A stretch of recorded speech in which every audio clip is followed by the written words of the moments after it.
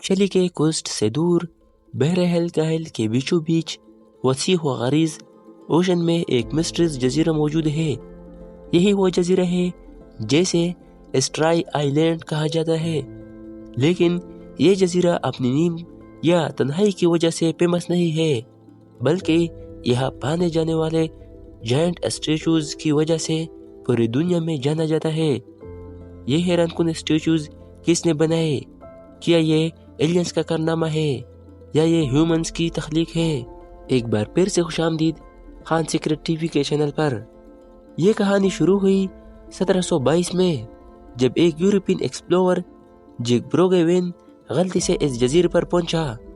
اس نے درجنوں massive statues دیکھے جو سی کی طرف پشت کیے کھڑے تھے۔ یہ اسٹیچوز بڑے مہارت سے تراشے گئے تھے اور ان کا سائز حیران کن تھا، لیکن سب سے بڑی مسٹری یہ تھی کہ یہاں کے لوکل پیپل بھی ان مجسموں کے بارے میں کچھ نہیں جانتے تھے۔ 300 سال کی ریسرچ کے بعد ماہرین آثار قدیمہ نے اس راز سے پردہ اٹھانا شروع کیا۔ یہ جزیرہ اتنا ریموٹ ہے کہ اس کی قریبی آبادی آئی لینڈ بھی 2600 کلومیٹر کے فاصلے پر ہے۔ آج اس جزیرے تک پہنچنے کا واحد ذریعہ ایئر کرافٹ ہے، اور چلی سے یہاں کا سفر تقریباً 5 گھنٹوں میں مکمل ہوتا ہے۔ یہاں موجود سینکڑوں قدیم اسٹیچوز مائی کہلاتے تھے۔ یہ اسٹیچوز لمبے چہرے، تیز ناک اور چپٹے سروں کی وجہ سے یونیک آئیڈینٹی رکھتے ہیں، لیکن 2012 میں ایک اور حیران کن ڈسکوری ہوئی۔ ماہرین نے دریافت کیا کہ یہ اسٹیچوز صرف چہرے تک محدود نہیں، بلکہ ان کے پوری باڈیز زمین میں دفن ہے۔ سب سے ٹائلسٹ اسٹیچوز 33 فٹ لمبا اور اس کا ویٹ تقریباً 90,000 کلو گرام ہے۔ یہ اتنا ہیوی ہے کہ اس سے ہلانے کے لیے سینکڑوں افراد درکار ہو گئے۔ یہاں سب سے بڑی گتی یہ تھی کہ اتنی ہیوی اسٹیچوز جزیرے کے مختلف حصوں میں کیسے پہنچائے گئے۔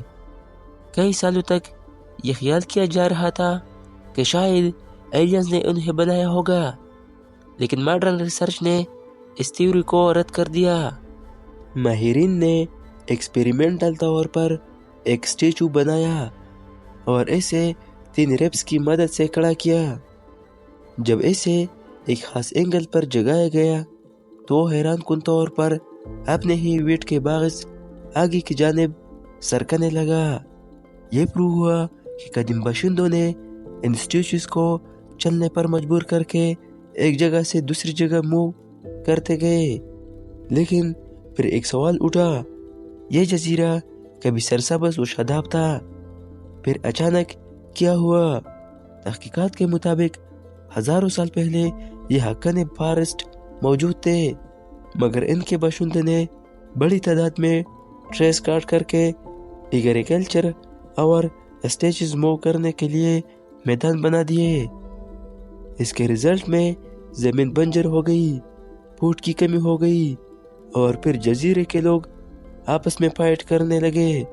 یہاں دریافت ہونے والی بوم پر زخموں کے نشانات موجود ہیں، جس سے اندازہ ہوتا ہے کہ ایک خوفناک سول وار ہوئی تھی جس میں زیادہ تر وومن کو نشانہ بنایا گیا۔